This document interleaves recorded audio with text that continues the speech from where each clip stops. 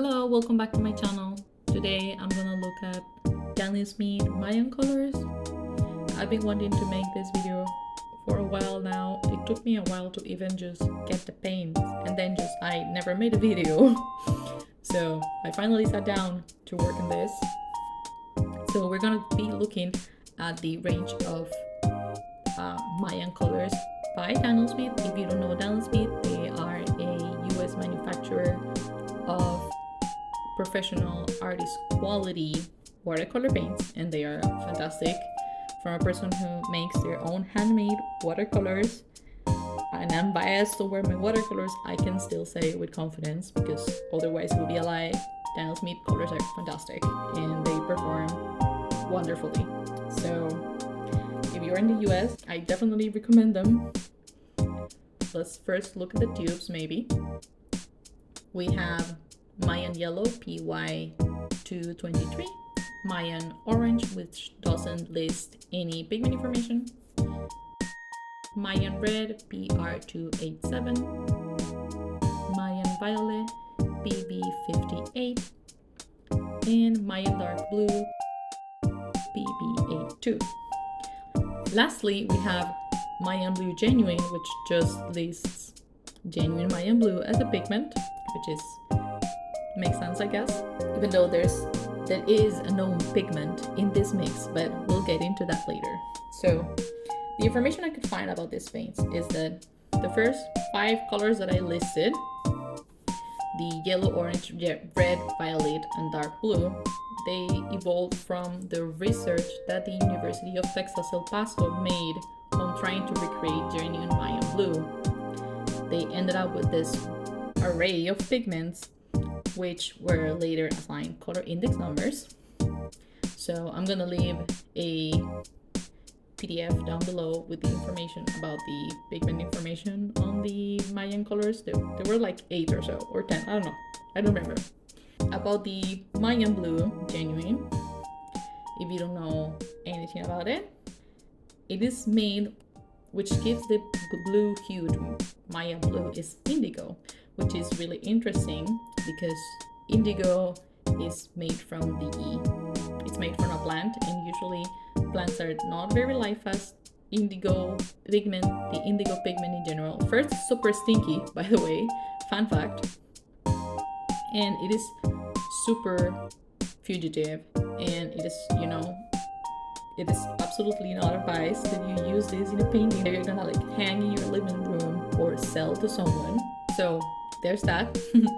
But the Maya managed, I don't know if they knew at the moment, they managed to make Maya blue by mixing the indigo with a type of clay, and they made a pigment that is virtually indestructible. I'm quoting the article that I found about the research that was made about Maya blue, and I quote, they say it is resistant to age, acid, weathering, biodegradation, and even modern chemical solvents. So that's really cool that they managed to do that, knowingly or not. So why did the Maya use this color? Well, for the Maya, this Maya blue color that we find amazing nowadays, for them it was the color of sacrifice. And yes, Maya did human sacrifices. Back in the day, how they made the pigment, and it was made during the ritual, they would get a pot and they would burn incense, this type of clay that's called paligorskite, I'm hoping I'm pronouncing correctly, and the leaves of the indigo plant. And they will burn it all up, mix it, and then with this mix done, they would paint the human sacrifice, and then they would throw them into the sacred cenote. So in their belief, these sacrifices were for the rain god Chak, and it had a very, agricultural significance. They needed plentiful rainfall so that the corn would grow. That's what they used it for. Of course, the pigment was also used for murals, for pottery, for wood, and for rubber, and just general objects that they would use.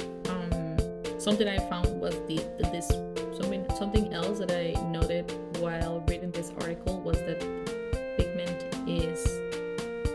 water soluble, so it would wash with rain unless you bind it to, you know, a binder for it to stick to. So that's interesting. So let's talk a little bit about the artwork I made. You saw me swatching the colors and then making a mixing chart. I'm really sorry I lost most of the footage for the mixing chart. I just forgot to record and I only recorded one line.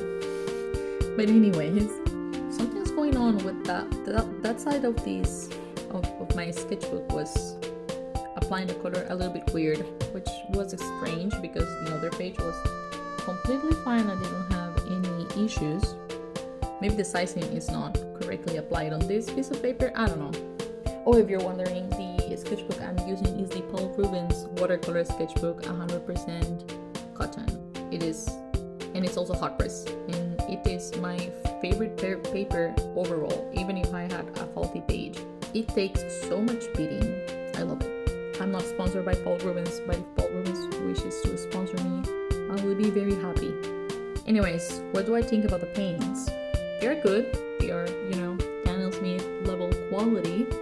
I wish the genuine Mayan blue was a little bit lighter. If you see pictures of the murals that they made, the paint was almost like a turquoise, teal kind of blue, not so much like the dark blue that Daniel Smith carries. I guess the difference in the process of using like the leaves versus using the processed pigments results in the difference in color at the end. But even if you look at the murals, there's a plenitude of shades of blue. I don't know, I'm just guessing that the pigment the Maya made with the leaves is lighter because it's less concentrated. I don't know. Someone I follow on Instagram a while back tried to replicate that turquoise color in the murals and they weren't able to do it. But anyways, that's my only comment. I just wish the genuine Mayan blue was that really punchy turquoise color. I feel like that would be like a nice substitute for some of the cobalt pigments or something. I don't know. Just saying. I just wish it was that kind of teal color that they used back then. But anyways, I painted some flowers in a little cake. I actually went to my Instagram stories and asked my followers to tell me what should I paint, because I honestly I was kind of in like an art block at the point, and I didn't know what to do with these colors. With these range of colors, you're not gonna get like a huge variation of greens because it's mostly one yellow, two blues, and a bunch of like reddish purplish hues. So it's gonna be lacking in the department of greens, of course. You can mix some gorgeous purples, which I'm very happy about, but that's about it. So yeah, I asked them, I like posted a picture of the mixing chart and asked them like, what should I paint with this?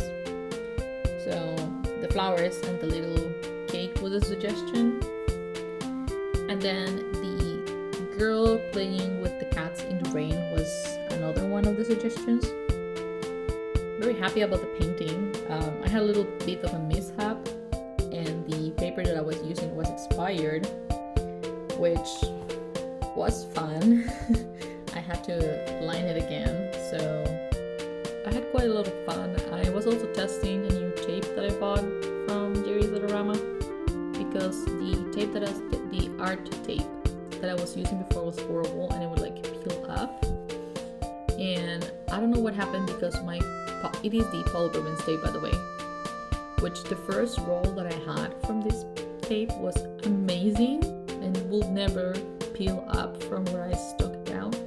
For some reason, I bought 2 rolls more after I used that one up, and those 2 were horrible. So finally, I have good tape, and this white tape that I used to paint the girl and cats painting in the rain was wonderful, and I loved it. I was also using it in hot press paper. By the way, I never risk it and break the tape, before heating it up. I always heat up my tape. If you're having trouble with like ripped watercolor paper, definitely try heating the tape up a little bit with your hair dryer or a heat tool, heat gun. Yeah, that's what it's called. That could also work. Just don't put it too close to the paper if it's a heat gun, because those get a lot hotter than a hair dryer. So don't put it too close to the paper. But yeah, heat up your tape, and then peeling it off, it's gonna be a lot easier, and you will find that you will have a lot less ripped paper. I feel like I've been rambling for forever, but I've just been trying, like I've recorded this like multiple times because I didn't like the voiceover that I did. I am pretty pleased with the performance of the paints.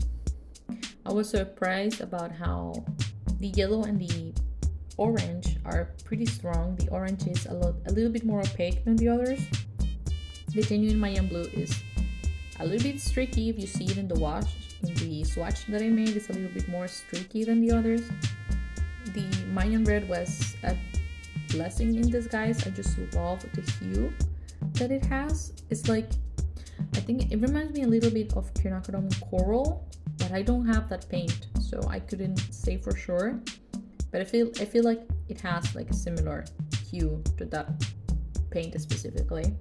Yeah, Mayan violet does look a little bit like quinacridone violet.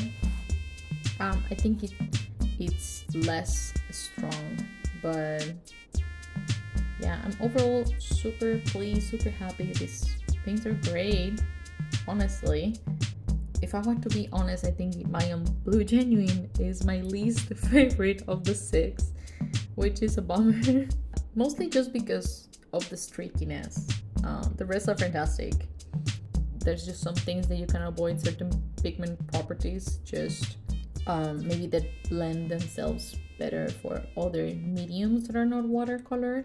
But also watercolors are fantastic for making the pigment properties shine through. Like granulation, for example, it's an excellent pigment property to play with. Yeah, I have a good time painting with this, and I wouldn't say you need these 6 colors in your palette, but if you were to include any of it, I think you'll have like a good time. They were pretty nice. I made this video more of as a challenge to see what I could paint with just these 6 colors. And seeing at the mixing chart, it is a very limited mixing range that you get from these. So yeah, I'm quite happy about how the paintings came out. And like I said, I wouldn't specifically suggest you to add these 6 to your palette, but if you have these 6 colors or any Mayan colors from other brands, maybe try making a painting with just those Mayan pigments. Maybe you could discover a new favorite color or a new favorite mix. I think that's it for me. I've been rambling for really long and my voice is getting really coarse for some reason, which doesn't usually happen when I talk too much. But it's been happening with these voiceovers, and I don't know if it's because it's drier here. I don't know. Costa Rica was a lot more humid, so maybe. But anyways, thank you for watching. Thank you for keeping me company while I experiment, I guess, and play with this little limited color palette. And yeah, I have so many ideas for YouTube videos, so I'm gonna keep making them. I'm very motivated to make YouTube videos recently. So yeah, whatever. Thank you for watching, and I hope you have a nice day. And remember to use your art supplies because paper expires. Yeah, I don't have much else to say. I hope you have a nice day. Yeah, thank you for watching. Do those YouTube things and subscribe or whatever. And I'll see you next time. Bye.